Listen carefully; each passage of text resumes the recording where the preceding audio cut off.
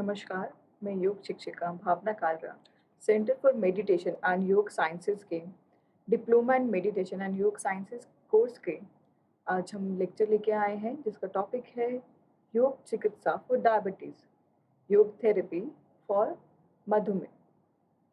हमारे social media जो pages हैं उनको लाइक कीजिए, यूट्यूब पेज को सब्सक्राइब कीजिए और जो बेल आइकन है उसे ज़रूर प्रेस कीजिए। चलिए आज के हमारे लेक्चर को स्टार्ट करते हैं। आज का हमारा टॉपिक है डायबिटीज, मधुमेह। क्या है मधुमेह? मधुमेह जो है एक मेटाबॉलिज्म संबंधित रोग है जिसमें हमारा पेनक्रियास जो है एक इंसुलिन हार्मोन को सिक्रीट करता है, जिसकी कमी के कारण हमारे जो ब्लड है उसमें ग्लूकोज की मात्रा बढ़ने लगती है। डायबिटीज में बेसिकली एक मेटाबॉलिक रिलेटेड ये डिजीज है जिसमें हमारे पेनक्रियास से सिक्रीशन जो है इंसुलिन का वो डिक्रीज हो जाता है, जिसके कारण हमारे ब्लड में ग्लूकोज की जो लेवल्स हैं वो इंक्रीज होने लगती है। इंसुलिन की मात्रा एवं गुणवत्ता में असंतुलन ही मधुमेह अर्थात रक्त में शर्करा, ग्लूकोज और जिसको हम नॉर्मल लैंग्वेज में शुगर बोलते हैं उसकी जो मात्रा है वो इंक्रीज होने लगती है। डायबिटीज़ जो है वो दो टाइप की है। हम बात करते हैं फर्स्ट टाइप 1। क्या है type 1? Insulin dependent diabetes mellitus, insulin पर निर्भर मधुमेह। इसमें जो सिक्रीशन है पेनक्रियास का इंसुलिन हार्मोन उसकी जो मात्रा है वो कम होने लगती है, जिसके परिणाम स्वरूप रोगी को नियमित रूप से कृत्रिम इंसुलिन की सुई लेनी पड़ती है, मतलब आर्टिफिशियल और सिंथेटिक इंसुलिन उसको आर्टिफिशियली इंजेक्ट करना पड़ता है बॉडी में। Next type 2 non insulin dependent diabetes mellitus, insulin पर अनिर्भर मधुमेह, जिसमें अपने आप ही इंसुलिन का जो सिक्रीशन है वो डिक्रीज होने लगता है या फिर इंसुलिन का जो यूटिलाइजेशन है हमारी बॉडी में जिससे ग्लूकोज का ब्रेकडाउन होता है, वो जो सिचुएशन है, वो जो एक प्रक्रिया है उसमें अपने आप जो उसकी कार्यशीलता है वो कम होने लगती है। क्या क्या कारण हो सकते हैं इसमें? हमारे लाइफस्टाइल डिसऑर्डर जिसमें शारीरिक रूप से कम क्रियाशीलता रहती है या फिर जिनके भोजन में शुगर की मात्रा ज़्यादा होती है या फिर वसा युक्त पदार्थ की अधिकता रहती है, ऐसे व्यक्ति की पाचन क्रिया पर दीर्घकालिक प्रभाव पड़ता है। इससे न केवल इंसुलिन उत्पादन प्रभावित होता है बल्कि सभी शारीरिक ऊतक इंसुलिन के प्रभाव के प्रति असंवेदनशील हो जाते हैं। नेक्स्ट है टाइप 1 और टाइप 2 के अलावा भी है शॉर्ट टर्म डायबिटीज जिसको हम बोलते हैं अतिरिक्त गर्भवती मधुमेह। बेसिकली जो प्रेग्नेंट लेडीज होती हैं उस टाइम पीरियड में, उस ड्यूरेशन में उनको डायबिटीज मेलेटाइटिस की शिकायत होती है। पिछले अगर हम बात करें तो उनकी हिस्ट्री में वो लोग डायबिटीज नहीं होते हैं, बट उस टाइम पीरियड के लिए उन गर्भवती महिलाओं में जो है शुगर का जो लेवल है उनके ब्लड में ज़्यादा पाया जाता है। नेक्स्ट है सिम्टम्स। क्या है लक्षण मधुमेह के? रक्त में बढ़ी हुई शुगर की मात्रा से मूत्र के साथ शर्करा का आना, जो ग्लूकोज लेवल है वो उनके यूरिन में भी उसकी इंक्रीजमेंट देखी जाती है। नेक्स्ट भूख तथा प्यास का अधिक लगना, ऐसे लोगों को भूख बहुत ज़्यादा लगती है, हमेशा उनका गला सूखा रहता है। नेक्स्ट नेत्र ज्योति का कम होना, डायबिटीज मेलेटाइटिस से ग्रस्त जो लोग हैं उनके आइज पे भी आईसाइट पे काफ़ी प्रभाव पड़ता है, धीरे धीरे उनकी आईसाइट जो है वो वीक होने लगती है। नेक्स्ट अधिक मात्रा में तथा बार बार मूत्र त्याग की इच्छा, बार बार एक अर्ज आती है उनकी यूरिन को पास आउट करने का। नेक्स्ट है थकान व दुर्बलता का अनुभव, बहुत ही वीकनेस टायर्डनेस फील होता है उन्हें हमेशा ही, बहुत थकान, जो भी उनकी डेली एक्टिविटी है उसमें उनका वो सही रूप से उसको नहीं कर पाते हैं, काफ़ी टायर्डनेस फील रहता है, वो जो एनर्जेटिक वो जो पहले फील करते थे वैसे वो नहीं रहते हैं और उनके लाइफस्टाइल में ये सब दिखने लगता है। नेक्स्ट है साधारण घाव को भी भरने में देर लगना, जो डायबिटीज मेलेटाइटिस से ग्रस्त लोग जो होते हैं मधुमेह के कारण, ऐसे व्यक्तियों में जो अगर चोट लग जाए, जो घाव हो जाता है उसको भरने में बहुत ज़्यादा टाइम लगता है, उनका छोटी सी छोटी इंजरी भी उनको ठीक होने में काफ़ी वक्त ले लेती है। नेक्स्ट है शरीर में खुजली होना, हमेशा एक खुजली जैसा उनके शरीर में फील होता रहता है। नेक्स्ट है मधुमेह के मुख्य लक्षण। क्या लक्षण है जिस पर हमने बात कर ली है? आंखों का धुंधली दृष्टि, सांस एसीटोन की गंध, हमेशा उनको एक अनईजी सा फील होता रहता है, एक स्मेल्स उनको जैसे एसीटोन में आती है ऐसा स्मेल उनको फील होता है। वजन घटना, श्वसन उन काफ़ी लोगों में जो देखा जाता है, व्यक्तियों में देखा जाए जो मधुमेह से ग्रस्त हैं, उनको इन्हेलेशन में थोड़ी प्रॉब्लम होती है। नेक्स्ट है पेट में जी मचलाना, उल्टी, पेट दर्द, ऐसे लक्षण भी कई बार देखे जाते हैं। मूत्र में पोलियूरिया, ग्लूकोसोरेसिस, ऐसे एलिमेंट्स पाए जाते हैं। नेक्स्ट है कॉजेज़, क्या कारण है मधुमेह के मुख्य प्रकार। जैविक कारण बेसिकली लाइफस्टाइल डिसऑर्डर है हमारा, इनएक्टिविटी या बहुत ज़्यादा अगर आप रेस्ट पर हैं, बहुत ज़्यादा रेस्ट पे हैं, मतलब कि अगर आप जो डेली रूटीन के काम हैं वो भी नहीं कर रहे हैं, बहुत ज़्यादा ही इनएक्टिव हैं, कुछ भी नहीं करते हैं, ना एक्सरसाइज करते हैं, ना योग करते हैं, ना ही वॉक करते हैं, ऐसे लोगों में जो कार्यशीलता है पेनक्रियास की वो धीरे-धीरे डिक्रीज़ होने लगती है और इंसुलिन की मात्रा जो है वो अनियमित हो जाती है। नेक्स्ट है अनियमित जीवन शैली। अगेन लाइफ़स्टाइल जो डिसऑर्डर है, कोई रूटीन नहीं है, कभी उठ रहे हैं, कभी सो रहे हैं, कोई भी ना खाने का पैटर्न है, ना कुछ। तो वो जो है आपकी बॉडी फंक्शनिंग पे इफ़ेक्ट डालता है।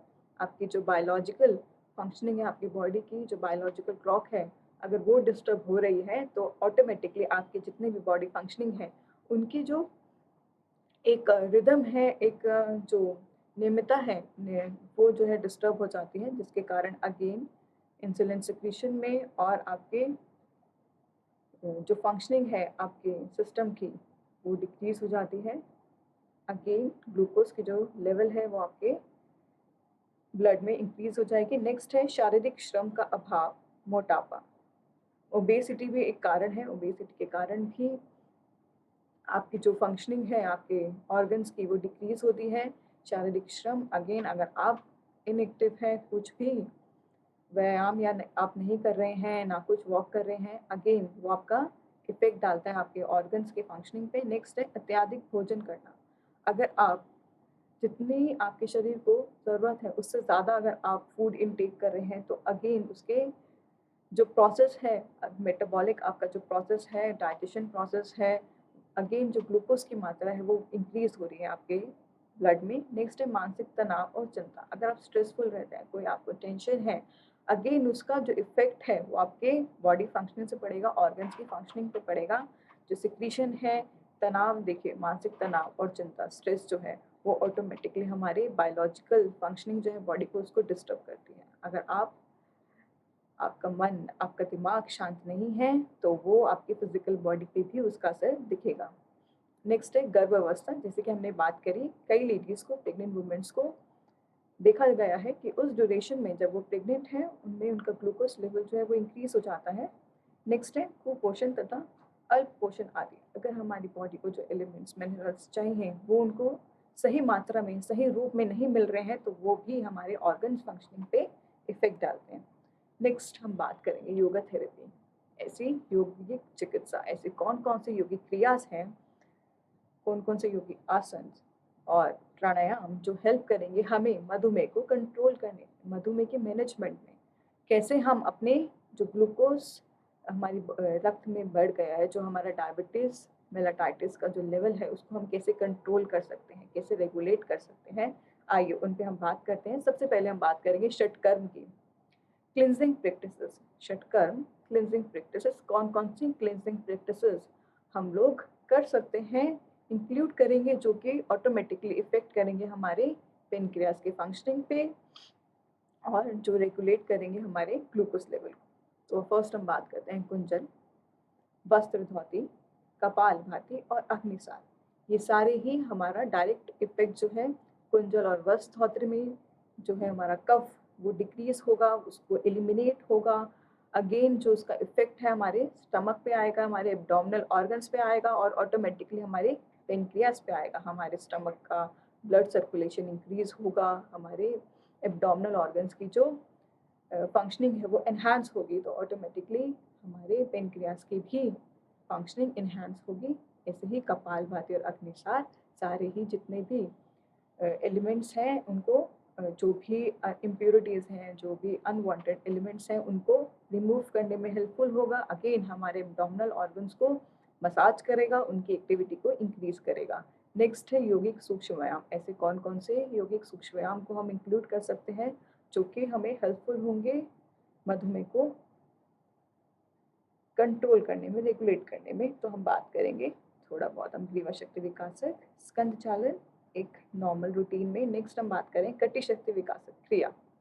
कटी शक्ति विकासक क्रिया अगेन हमारे जो पेनक्रियाज हैं उनके ब्लड सर्कुलेशन को इम्प्रूव करेगा, हमारे एब्डोमिनल ऑर्गन्स को, तो उसकी फंक्शनिंग को इंक्रीज करेगा, वहाँ पे इंसुलिन के जो सिक्रीशन है उसको रेगुलेट करने में हेल्पफुल होगा। नेक्स्ट है योगिक स्थूल व्यायाम, सूर्य नमस्कार। सूर्य नमस्कार अपने आप में ही एक बहुत ही बेहतरीन एक आसनों की सीरीज है जो कि पूरे हमारे बॉडी पे इफेक्ट डालती है। सर्वांग पुष्टि सूर्य नमस्कार जो हमारे अगेन एब्डोमिनल ऑर्गन्स को एक्टिवेट करेगा, वहाँ के जो ब्लड सर्कुलेशन इम्प्रूव करेगा, हमारे जो पेनक्रियास है उसके फंक्शनिंग को इम्प्रूव करेगा, अगेन इंसुलिन का जो सिक्रीशन है वो इंक्रीज होगा पूरी बॉडी में। जहाँ पे भी आपको लग रहा है कोई स्ट्रेचिंग है, कुछ है, उसको भी ये रिमूव करने में हेल्पफुल होगा। जैसे कि हमने बात करी लेथार्जी फील होता है, टायर्डनेस, वीकनेस फील होती है, तो सूर्य नमस्कार और सर्वांग पुष्टि हेल्पफुल होंगे पूरी बॉडी को वापस से एक्टिवेट करने में, उस टायर्डनेस को, उस वीकनेस को दूर करने में। हमारे सभी अंगों को पुष्टि करेगा सर्वांग पुष्टि सूर्य नमस्कार। हमारे पूरे ओवरऑल बॉडी को इफेक्ट करता है, हमारी हर एक मसल्स को स्ट्रॉन्ग करते हैं, स्ट्रेंथन करता है, सारे ऑर्गन्स जो हैं बॉडी ऑर्गन्स उनको बूस्टअप करता है। तो अगेन बहुत ही इफेक्टिव रहेगा सूर्य नमस्कार एंड सर्वांग पुष्टि। अब आसन की बात करते हैं, ऊर्ध्वहस्तोत्थान आसन। अगेन इसका डायरेक्ट इफेक्ट आएगा, एक स्ट्रेचिंग आएगी हमारे एब्डोमिनल एरियाज पे, हमारे साइड जो साइड है हमारे एब्डोमेन की, तो ऑटोमेटिकली इसका असर जो हमारे पेनक्रियास पे आएगा। अगेन इंसुलिन का जो सिंथेसिस है, इंसुलिन का जो सिक्रीशन है उसका एनहांसमेंट होगा, उसको इंक्रीज करेगा।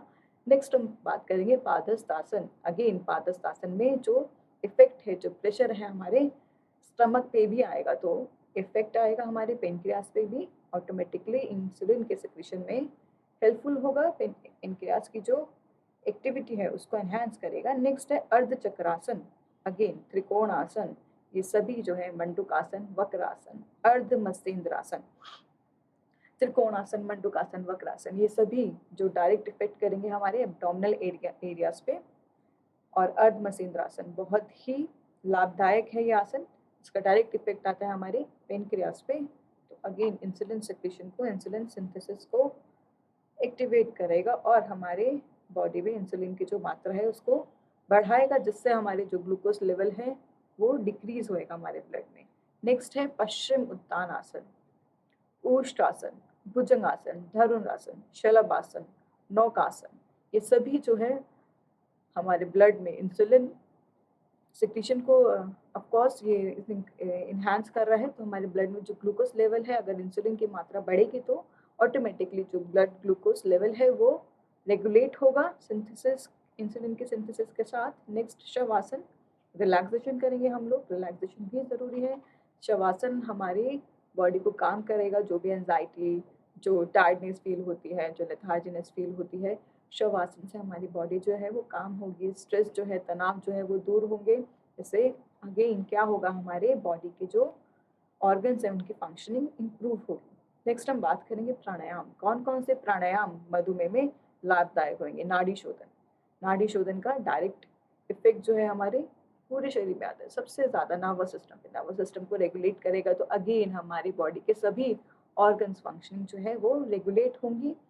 नेक्स्ट है सूर्यभेदी प्राणायाम। सूर्यभेदी प्राणायाम हमारी बॉडी के जो जितने भी बॉडी फंक्शनिंग है उनको एनहांस करेगा, उनको एक्टिवेट करेगा। अगर वो जिन जिन ऑर्गन्स की जो फंक्शनिंग है वो मंद हो गई है, जो कार्यशीलता है जो कम हो गई है, घट रही है, उनको एक्टिवेट करने में, उस फंक्शनिंग को इंक्रीज करने में, एनहांस करने में सूर्यभेदी हेल्पफुल होगा। तो पेनक्रियास के सिक्रीशन को, उसके सिंथेसिस को एक्टिवेट करेगा पेनक्रियास को, और हमारे इंसुलिन सिक्रीशन को बढ़ाएगा। नेक्स्ट है भ्रामरी प्राणायाम, जो कि हमने बात करी, मधुमेह जैसे रोग में बहुत ही तनाव जैसी स्थिति आ जाती है, जिससे के कारण, स्ट्रेस के कारण, तनाव के कारण अगेन इफेक्ट हमारे पूरे बॉडी फंक्शनिंग पे पड़ता है, पेनक्रियास के इनएक्टिविटी पे पड़ता है। तो जैसे ही स्ट्रेस डाउन होगा, भ्रामरी हेल्पफुल होगा हमारे माइंड को रिलैक्स करने में, हमारे नर्वस सिस्टम को, पैरासिम्पैथेटिक और सिम्पैथेटिक नर्वस सिस्टम है उसमें बैलेंस क्रिएट करेगा, जिससे ऑटोमेटिकली हमारी बॉडी फंक्शनिंग है वो इम्प्रूव होगी। नर्वस सिस्टम स्ट्रांग होगा तो ऑटोमेटिकली सारे बॉडी फंक्शनिंग इम्प्रूव होंगे। और स्ट्रेस जैसे जो सिम्टम्स हैं डायबिटीज़ में वो भी, उससे भी आप निजात पा सकेंगे। नेक्स्ट मेडिटेशन, ओमकार और योग निद्रा। मेडिटेशन का इफ़ेक्ट तो हम सभी जानते हैं, पूरी बॉडी को बैलेंस करता है, रेगुलेट करता है, हमारे पूरे नर्वस सिस्टम को बैलेंस करेगा। जितने भी शिकायतें हैं धीरे धीरे आप स्ट्रेस फ्री हो जाएंगे। नर्वस सिस्टम को स्ट्रॉन्ग करेगा, ऑटोमेटिकली आपके सारे बॉडी पार्ट जो हैं वो रिलैक्स होंगे, बैलेंस होंगे।